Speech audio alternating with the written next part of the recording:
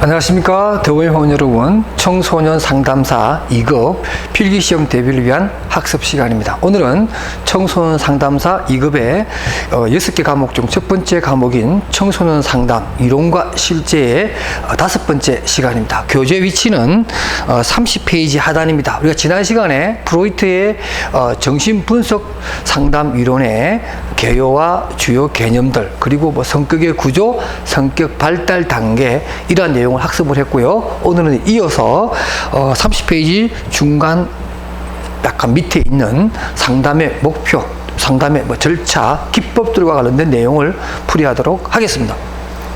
30페이지 아랫단에 보게 되면 7번 상담의 목표입니다. 그러니까 정신분석 또는 정신역동적 상담 이론의 상담의 목표를 간단하게 살펴보면 프로이트 학파와 관련된 상담의 목표는 여러 가지가 있겠습니다만 크게 우리가 두 가지로 얘기할 수가 있습니다. 첫 번째는 뭐냐면 그 교재에 나와 있는 것처럼 프로이트 학파의 정신분석 상담의 두 가지 목표는 이렇게 되어 있고, 첫 번째 목표는 뭐냐면 내담자의 무의식을 의식화해서 개인의 성격 구조를 재구성하는, 리모델링하는 이러한 목적을 두고 있다라고 하면서 어떤 그 유아기 때의 경험을 재생시켜서 개인의 퍼스널리티, 성격이라고 하는 것을 재구성하는 것이 이 상담의 목적이다, 이렇게 얘기할 수가 있겠고, 두 번째 목적은 교재 31페이지를 한번 볼게요. 제가 이제 편제를 하면서 이것은 제가 기법 쪽에다 넣었는데 31페이지 제일 상단에 보면 이런 말이 나옵니다. 정신분석 상담의 기법은 내담자의 자각을 정진시키고 행동에 대한 현재 행동에 대한 지적 통찰을 얻게 함으로 해서 자신의 행동의 어떤 정세의 의미를 알게 하는 것, 이것이 우리가 크게 봐서 또 다른 목적이라고 할 수 있습니다. 기법을 사용하는 목적이기도 하고요. 그런 면에서 정신분석 상담이론은 성격을 재구성한다든가, 자, 좀 칠판에 판서를 하게 되면 성격을 재구성한다든가, 또는 현재 어떤 행동에 대한 행동의 의미를 자각하는 것, 이런 것들이 정신분석 상담이론의 커다란 상담의 목적이다, 이렇게 설명할 수가 있겠습니다. 그 다음에 이제 우리가 여기서 공부할 것은 상담 기법입니다. 정신분석 상담이론의 상담 단계는 어떤 기법에 따라서 단계가 좀 나눠지기도 합니다만은, 크게 나누어서 첫 번째가 뭐냐면은, 과정을 크게 나누어서 보면은 바로, 정화라고 하는 겁니다. 우리 영어로 말하면 카타르시스죠. 정화를 통해서 통찰을 하게 되고, 자신에 대한 통찰이죠. 통찰을 통해서 치료되는 이러한 과정을 3단계로 나눠서 정신분석 상담 이론의 단계로 우리가 설명할 수가 있습니다. 그래서 이러한 치료는 무의식의 세계로 들어가서 어떤 현재 행동의 정상에 대해서 의미를 파악하게 되고 치료적인 어떤 내용을 찾는 그러한 과정이다, 이렇게 생각하고, 이러한 과정에서 활용되는 기법들이 여러 개 나오는데, 바로 이어서 설명하게 되는 자유연상이라든가 꿈의 분석이라든가 전이라든가 해석이라든가 저항에 대한 분석이라든가 이러한 기법들을 사용하게 되는데요. 다른 것들은 여러분 교재 읽어보면 되는데요. 특히 두 번째 나오는 꿈의 분석에 대해서 조금 우리가 주의 깊게 봐야 될 내용은, 꿈이라고 하는 것은 프로이트가 말하기를 꿈이란 무의식에 이르는 왕도다, 이렇게 설명한 것과 같이 꿈의 해석은 매우 중요한데, 특히 꿈의 해석과 관련해서는 꿈도 프로이트는 현재몽이라고 하는 것이 있고, 그 다음에 잠재몽이라고 하는 것이 있다, 이런 것입니다. 그러니까 잠재몽은 보여지지 않고 인식이 잘 안 되죠. 우리가 꿈으로서 알 수 있는 것은 현재몽을 우리가 알 수 있다는 거죠. 그래서 프로이트 얘기하기를 현재몽을 분석을 해서 어떤 기본적인 욕구가 꿈틀거리는 그러한 잠재몽을 이해하게 된다라고 해서, 현재몽에 대한 탐색을 가지고서 꿈을 해석을 해서 잠재몽의 의미를 알게 된다, 이 내용 여러분들이 꼭 알아두셨으면 합니다. 전이와 관련해서는 제가 30페이지 제일 하단에 있는 훈습이라고 하는 내용을 설명하기 위해서 전이를 다시 설명하겠는데요. 전이라고 하는 것은 중요한 사람에게 가졌던 어떤 감정이라든가, 또는 그때 그 당시에 표현하지 못했던 아쉬움, 이런 것들이 어떤 상담 도중에 그죠? 또는 내담자가 느낀 어떤 무의식의 세계를 상담자에게 전달함으로 해서 상담자가 그것을 분석해내는 이러한 과정에 쓰이는 것이 바로 전이라고 하는 것인데요. 전이와 관련해서 또 우리가 반드시 알아야 될 개념이 바로 30페이지 아랫단에 있는 바로 워킹 스로우, 훈습이라고 하는 내용입니다. 이 훈습은 굉장히 중요한 개념인데요. 교재 위치를 한번 보게 되면 30페이지 제일 밑에 그렇게 되어 있어요. 훈습, 내담자의 통찰을 변화로 이끄는 것을 방해하는 저항을 반복적이고 점진적으로 정교하게 탐색하는 겁니다. 이 훈습이라고 하는 단어는 원래 불교에서 쓰는 거죠. 우리가 보통 도를 득도하기 위한 스님들이 20년, 30년 이렇게 면벽수도하면서 깨달음을 천천히 우리가 알아나가는, 말 그대로 득도하는 그러한 과정을 훈습이라고 하는데요. 전이라고 하는 것도 우리가 조금씩 내담자의 어떤 무의식의 세계를 상담자에게 전달해 줌으로 해서 점진적으로 순차적으로 깨달음을 알아가는 이러한 과정을 우리가 훈습이라고 하고, 이러한 훈습의 큰 틀에서 말하는 용어가 전이라고 할 수가 있겠습니다. 한 장 넘기셔서 32페이지, 또 전이와 관련해서 우리가 또 알아야 될 것이 바로 역전입니다. 역전이라고 하는 것은 상담자가 내담자로부터 전의를 받으면서 그 전의 내용에 대해서 상담자 스스로가 어떤 객관적 자세를 유지하지 못하면서 전의 내용을 가지고 상담자에 대해서 매우 우호적인 태도를, 내담자에 대해서 매우 우호적인 태도를 보이거나 또는 공격적인 매우 어떤 부정적인 태도를 갖게 되는 이러한 현상을 우리는 역전이라고 하죠. 그래서 이러한 역전이는 상담자로서의 자질에 큰 문제가 될 수 있다라고 얘기하면서, 우리가 보통 상담자의 자질 중에 하나가 뭐죠? 객관성을 유지하라. 또 상담자 스스로 자기 자신에 대한 이해가 충분해야 되며 자기 수용과 자기 자각의 태도가 필요하다, 이렇게 얘기하잖아요. 그것은 뭐냐면 바로 상담 도중에 일어날 수 있는 역전이를 예방해야 된다, 이런 말로 대체가 가능하겠죠. 그 다음에 네 번째로 저항입니다. 일반적으로 상담에 있어서 자신의 무의식 세계를 내담자가 상담자에게 보여주기 싫어서 의식적이든 무의식적이든 여러 가지 상담을 거부하는 그런 행동을 하거나 언어 패턴을 보이게 되죠. 이런 것을 우리가 저항이라고 하는데, 바로 이러한 저항을 하나하나 해석해 나가는 것이 좋겠고, 또 마지막에 나온 해석이라고 하는 기법도 마찬가지입니다. 그러한 저항이라든가 또는 자유연상이라든가 꿈에 대해서 설명을 해주고, 제일 중요한 것, 해석이라고 하는 것은 새로운 각도, 새로운 차원, 새로운 시각으로 어떤 문제를 볼 수 있게끔 도와주는 기법이 바로 해석이다, 이렇게 여러분들이 꼭 알아두셨으면 좋겠습니다. 그 다음에 프로이트와 관련해서 프로이트를 따르는 많은 학자들이 있습니다. 프로이트의 제자라고 할 수 있고, 우리가 보통 네오 프로이디안이라고 해서 프로이트의 어떤 입장을 따르기도 하지만 또 약간은 다른 입장을 나타나게 돼서 네오 프로이트의 입장을 보여주는 학자들이 있는데, 몇 명만 소개하도록 하겠습니다. 그 중에서 가장 대표적인 사람이 에릭 에릭슨입니다. 여러분들 잘 많이 들어봤던 이름이죠. 에릭 에릭슨. 평생 동안 자신의 정체성에 대해서 늘 고민해왔던 그런 학자이면서, 인간의 성격 발달이라고 하는 것은 정신분석적 차원에서의 입장을 기본적으로 깔지만, 프로이트가 말하는 리비도, 성적 충동 에너지가 발달의 모든 것인 것처럼 얘기했지만, 이러한 에릭 에릭슨은 물론 성적 발달이라고 하는 부분도 무시 못한다, 있다. 그러나 성적보다는 심리사회적, 그죠? 심리사회적이라는 말을 씁니다. 심리사회적이라고 하는 이러한 발달적 요소가 인간의 성격 형성에 많이 영향을 준다라고 하면서 사회심리적 발달 단계를 언급하면서 그 유명한 8단계를 언급합니다. 바로 33페이지에 나오는 여러분들 에릭 에릭슨의 발달 8단계설, 일반적으로 신뢰감과 불신감부터 시작을 해서 제일 마지막 자아 통증감 또는 자아 정체감과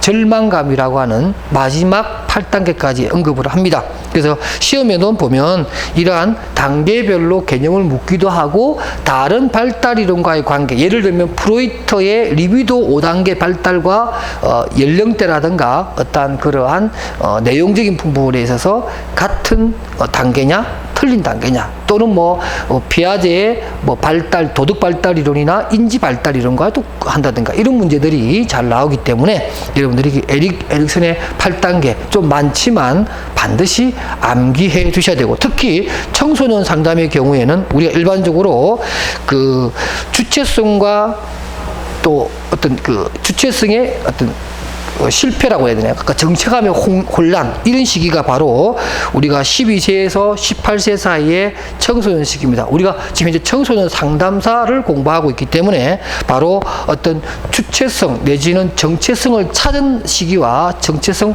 혼미의 시기가 바로 이때 온다, 이렇게 설명한 에릭 에릭슨의 8단계를 꼭 학습해 주시고요.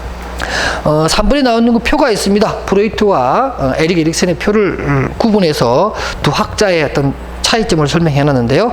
크게 어렵지 않기 때문에 이런 교재를 텍스트로 활용하시고요. 그 다음에 등장하는 인물이 바로 칼 구스타프 융입니다. 자, 융은 프로이트의 아주 끔찍한 제자였죠. 너무너무 사랑했던 제자였으나 여러 가지 이유로 인해서 나중에 결별을 하게 되는 그런 안타까운 두 사람의 관계를 우리가 알고 있을 겁니다. 이 구스타프 융은 물론 에릭 에릭슨처럼 기본적으로 정신분석 상담 이론을 기초로 하고 있으면서 무의식의 세계도 인정을 하면서 기본적으로 성적 리비도의 역할도 인정을 합니다. 그러나 구스타프 융은 프로이트의 지나친 기계적이고 또는 결정론적인 또는 프로이트가 말하는 리비도만의 어떤 발달 과정을 조금 거부를 하고, 또 무의식의 세계에 있어서 개인적인 내용만 무의식에 잠기는 것이 아니라 어떤 집단적인 무의식의 내용도 개인의 무의식에 포함될 수 있다라고 하면서 집단 무의식과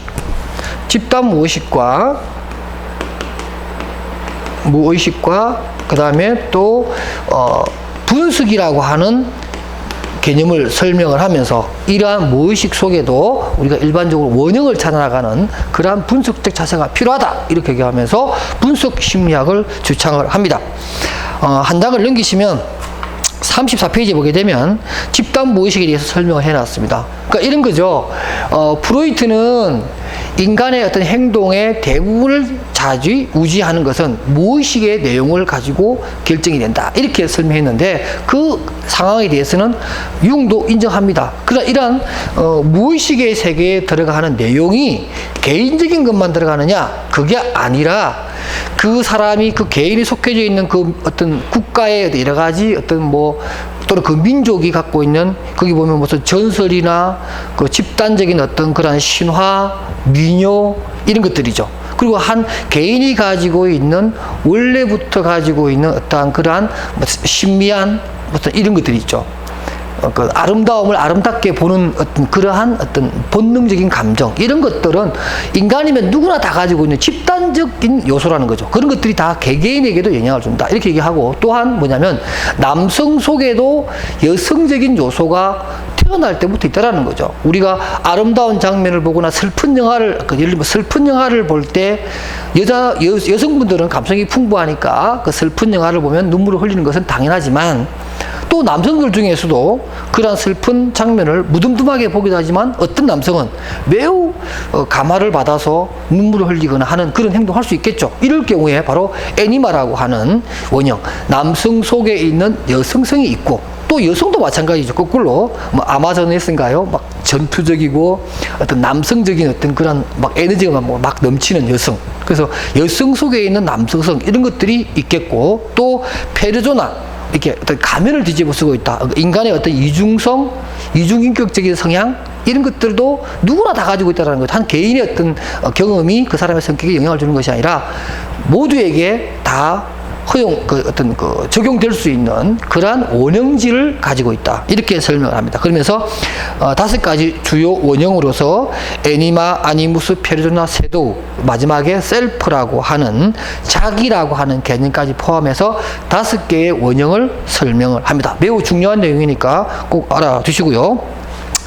융의 내용은 참 공부할 것이 많습니다만은 우리가 시험과 관련해서는 프로이트라고 하는 워낙 위대한 인물이 있어서 정신분석 상담 이론 쪽의 문제는 프로이트 위주로 문제가 많이 나옵니다만은 간혹 융의 문제도 언급을 합니다. 특히 그 34페이지 아랫단에 보면은 양가로 6번에 성격의 4가지 유형을 설명합니다. 이 유형은 성격이라고 하는 것은 내향적이다, 외향적이다라고 하는 이렇게 크게 2가지를 분류하고, 그 다음에 어떤 마음의 기능이라고 할까요? 아니면 어떤 정신 기능을 또 4가지로 구분합니다. 그래서 거기 보면 사고형, 감정형, 감각형, 직관형이라고 하는 이러한 4가지 마음의 기능으로 분류를 하고, 그러면서 이제 어떤 성격의 유형이라고 하는 것이 이러한 것들의 짠 조합으로 이루어진다. 그러면서 이러한 그 어떤 성격의 어떤 그 기능들이 어떤 것이 주기능이 되기도 하고 어떤 것이 열등 기능으로 가기도 하고 이런 내용을 설명을 합니다. 자, 이렇게 얘기하니까 뭐 여러분들 혹시 개인적으로 MBTI 공부하신 분들 그 MBTI에서 말하는 내용인데 아마 그렇게 생각하실 텐데 맞습니다. 우리가 MBTI의 그 제작자들이 마이어 앤 브리그스라는 분은 바로 이러한 구스타프 융의 이러한 성격 기능 이론을 가지고서 MBTI라는 검사지를 만들었기 때문에 그런 유사한 내용을 아마 탁 떠올렸을 거 맞습니다. 그 다음 35페이지로 갑니다. 꿈의 분석 내용 좀 읽어봐 주시고요. 그 다음에 등장하는 인물이 또 프로이트의 제자라고 보기라기보다는 같은 동년배였으니까 뭐 나이가 2살밖에 차이 안 났으니까 알프레드 아들러의 개인 심리학적 상담이론도 크게는 정신분석 상담이론의 내용인데 이것은 뒤에 따로 아들러에 대한 내용을 따로 설명하니까 그때 설명하도록 하고요. 바로 그 밑에 4번입니다. 카렌 호나이, 뭐 카렌 혼이라고 하기도 하고, 이 뭐 책에 보면 사람 이름이라 발음이 좀 어려운데요. 뭐 혼이라고 하기도 하고 어떤 책에서는요 또 호나이라고도 합니다. 뭐 저는 막 저도 혼이 호나이 이렇게 막 섞어서 설명을 하는데 일단 교재에서는 호나이라고 했으니까 제가 호나이로 발음을 하겠습니다. 호나이는 10가지 신경질적 욕구가 있다라고 설명을 하고 이 10개보다는 그 다음 장에 등장하는 3가지 성격 유형이라고 하는 부분을 더 많이 언급을 하고 또 중요하게 생각합니다. 한번 보겠습니다. 36페이지 보면 위에서 세 번째 줄에 양가로 2번에 카렌 호나이가 말하는 3가지 성격 유형을 우리가 살펴볼 수가 있습니다. 그 성격 유형에 보면 바로 제가 까맣게 좀 업력을 집어넣습니다. 추종형이 있고요, 공격형이 있고 고립형이 있습니다. 추종형이라고 하는 것은 남에게 사랑과 인정을 받기 원하고 순종하는 태도를 보이는 유형으로서 말 그대로 범생이 행동을 하는 거죠. 부모로부터 어떤 인정이라든가 보호를 받기 위해서, 또는 두 번째 권력을 추구하고 반항적이며 건방지고 적대적인 태도를 보이는 유형으로서 공격형의 성격 유형을 가질 수 있다. 세 번째, 사회적으로 위축되고 이탈하는 것으로 타인으로부터 떨어져 나오는 유형으로서 고립형으로서의 아웃사이드형을 택하는 그러한 형도 있다라고 해서 추종, 공격, 고립형 이 3가지 카렌 호나이 얘기입니다. 꼭 기억해 두시기 바랍니다.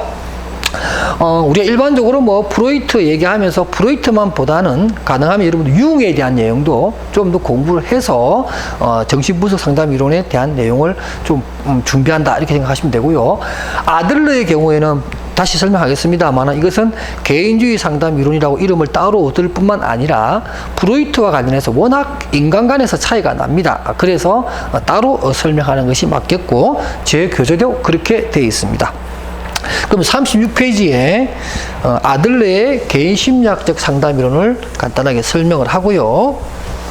다음 시간에 이어서 또 본 내용까지도 설명하는 그렇게 강의를 진행하겠습니다. 자, 아들러의 개인 심리학적 상담 이론. 아들러는 인간 간에서 프로이트와 굉장히 차이가 납니다. 자, 프로이트의 인간관은 여러분 기억을 되살리게 되면 어떤 거 있죠? 뭐 생물학적인 존재다. 프로이트 얘기해요. 그 다음에 또 인간은 결정론적이다. 그러니까 0세에서 5세 사이에 어떤 그러한 성격이 만들어진다. 결정론적 인간이다. 그 다음 세 번째가 인간은 분석이 된다. 이렇게 설명했습니다. 쪼개서 볼 수 있는 존재다. 그런데 알프레드 아들러는 그렇지 않다는 거죠. 인간은 생물학적인 욕구 덩어리로서만 행동하는 것이 아니라 자아 실현의 경향성, 다시 말해서 스스로 자아 실현을 하려고 하는 그러한 매우 창조적 존재다. 이렇게 보았고요. 그 다음에 결정론적 존재가 아니라 발달론적 존재죠. 그러니까 어떤 리비도에 의해서 성격이 만들어지는 것이 아니라, 물론 그것도 뭘 영향을 받습니다만은, 그러나 어떤 뭐 출생 순서라든가 가족 내의 지위라든가, 가족 내 지위, 그 다음에 또 어떤 양육 태도, 어떤 가정 환경이라 그럴까요? 과정 환경, 그 다음 또 지역사회의 여러 가지 분위기, 이러한 것들도 성격 발달에 영향을 준다. 그러니까 어떤 0세에서 5세 사이에 어떤 리비도에 의해서만 성격이 만들어진 것은 아니다. 이렇게 얘기하고, 그 다음에 또 결정적으로 차이 나는 것이 바로 인간에 대해서 프로이트는 낱낱이 쪼개봐야 된다. 이렇게 본 반면에 아들러는 아니다. 인간은 총체적으로 봐야 된다. 인간은 쪼개서 보는 것이 아니라 인간의 문제는 문제와 인간 그 자체를 같이 묶어서 봐야 된다. 라는 입장을 취함으로 해서 이 알프레드 아들러의 개인심리학적 상담이론은 나중에 게슈탈트라든가 또는 인간중심 상담 이론이라든가 실존주의라든가 이러한 자아실현, 인간의 자아실현을 어느 정도 인정하는 그러한 상담 이론에 많은 영향을 끼치게 됩니다. 자, 이렇게 해서 제가 알프레드 아들러의 개인심리학적 상담 이론의 인간관을 설명했고요. 그것이 제가 이제 36페이지와 37페이지에 걸쳐 있는 내용을 설명한 겁니다. 이어서 37페이지 가운데 한번 볼까요? 개인 심리학의 주요 개념입니다. 목적적이고 행동지향적인 특성을 보여줌으로 해서 인간은 굉장히 목적적이다. 다시 말해서 자기 실현의 경향성을 가지고 있는 존재다. 이렇게 설명을 했고요. 또 우월성을 얘기합니다. 인간의 우월성을 얘기합니다. 그러니까 이건 뭐냐면 인간이란 어릴 때 어떤 교육이라든가 또는 어떤 주변의 어떤 환경이 그 사람의 어떤 그 자격지심 또는 뭐죠? 어떤 우월성보다는 열등감에 빠지기 쉽다. 그래서 이 열등감을 극복을 해서 우월성을 추구하게 하는 것이 상담의 목표이며 또 그렇게 살아가는 것이 인생의 의미가 있다. 이렇게 설명을 합니다. 그러면서 생활 양식을 언급을 합니다. 자, 생활 양식에 대해서도 시험이 잘 나오니까 여러분들 교재를 한번 보도록 하겠습니다. 그 생활 양식에 보면 이런 말이 나와요. 37페이지 위에서 5번째 수준이네요. 5번째 줄에 보면 아들러는 생활 양식을 사회적 관심과 활동 수준, 자, 사회적 관심과 활동 수준인데 이 사회적 관심은 여러분 또 내용을 알아셔야 돼요. 이 사회적 관심과 활동 수준을 가지고 생활 양식 4가지를 언급했는데요.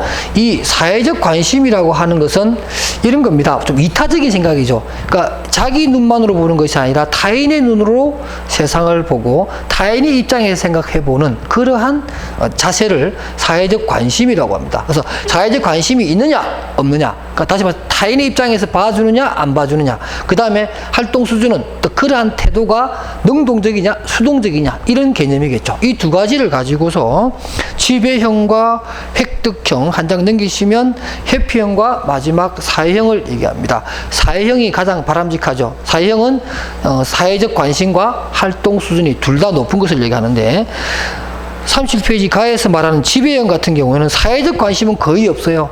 활동 수준만 높아요. 그러니까 남에 대한 어떤 생각을 하지 않고 자기 욕심만 챙기면서 그 욕심에 대해서 적극적으로 활동 수준이 높은 그야말로 지배형이죠. 자기만 아는 것이고, 그 다음 획득형은 일반적으로 기성적인 방법으로 살아가는 그런 사람을 얘기하고요. 그 다음에 38페이지에 말하는 회피형은 둘 다 없는 거예요. 사회적 관심도 없고 활동 수준도 낮고 말 그대로 회피형이죠.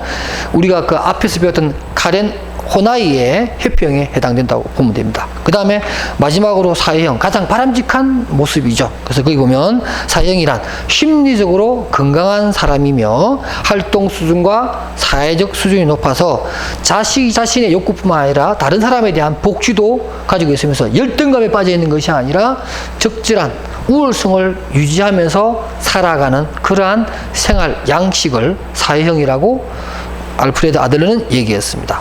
또 이런 알프레드 아들레의 내용 중에 보면은 뭐 흑우적 결말주의란 말이 있습니다. 이게 좀 사실은 픽셔널이니까 흑우적일 수도 있겠지만 저는 이제 가상적 목표라고 합니다. 그러니까 마치 뭐뭐가 된 것처럼 아니면 어떤 우리가 가상적이지만 어떤 목표를 가지고 살아가는 것, 그것이 이제 자아 실현에 굉장히 중요하니까 목적적 인간으로서 살아가는 것이 중요하다, 이런 얘기를 했고요. 알프레드 아들레 얘기를 하면 항상 나오는 바로 생활과제입니다. 생활과제 5개. 여러분들 교재에 보면 생활과제 보면 거기가 뭐 친구나 가족과의 관계, 일, 성 또는 자기 감정에 대해서 충실하게 하는 것, 감정에 대한 충실, 마지막으로 뭐죠? 어떤 생애의 목표, 이렇게 해서 이 5가지가 생활 과제인데, 우리가 이 아들러의, 우리 여러분들 그 책이 있었죠? 뭐 미움받을 용기인가요? 그 책이 있는데, 그 책에 보면 결국 이 아들러의 이 5가지 생활 과제를 어떻게 실현하고 구현해 나가느냐 하는 얘기를 그 책에 담겨져 있다고 보시면 됩니다. 그래서 이러한 생활과제 5개 굉장히 중요한 내용이니까 여러분들 꼭 챙겨주시고, 첫 번째, 특히 자기 감정에 대한 충실이라든가 생애 목표 같은 경우에는 아들러가 얘기한 건 아니죠. 아들러는 원래 3가지만 얘기했습니다. 관계와 일과 성만 얘기했고, 그 뒤로 이 아들러 제자들이 조금 더 붙여서 2가지 더 첨부한 것이 자기 감정에 충실하기, 그 다음에 어떤 생애 목표를 가질 것, 이것이 바로 생활과제 총 5개가 된다, 이렇게 설명했습니다. 아들러 상담의 목표를 간단하게 설명하면, 한마디로 말하면 아들러의 개인주의 심리학의 상담 이론의 가장 큰 핵심적인 내용 중에 하나가 뭐냐면, 행동을 수정하지 말고 동기를 수정하라. 그러니까 행동이란 동기에 딸려온다라는 거죠. 그러니까 어떤 동기나 그 사람의 신념, 생각을 고치게 되면 그 사람의 행동은 자연스럽게 따라오게 된다, 이런 뜻이죠. 그래서 행동 수정이 아닌 동기 수정을 상담의 목표로 잡고 상담을 이끌어가는 것이다, 이렇게 우리가 최종적으로 얘기할 수가 있습니다. 다음 시간에는 이러한 아들러의 상담의 목표 또는 과정에 대해서 좀 더 면밀히 알아보는 그런 내용을 갖고, 그 이어서 나오는 뭐 실존주의 상담 이론이라든가 인간주의 상담 이론, 이런 것들을 다음 시간에 공부하도록 하겠습니다. 여러분 수고하셨고요. 다음 시간에 뵙도록 하겠습니다. 안녕히 계십시오.